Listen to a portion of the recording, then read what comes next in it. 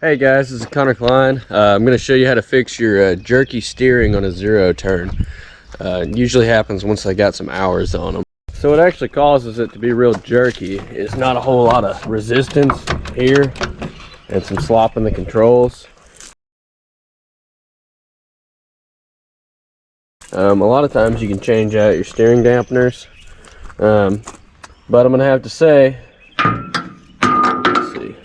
this here's the new one and this here's the old one, and I just put a new one on this side and then the old one on the other side is more firm.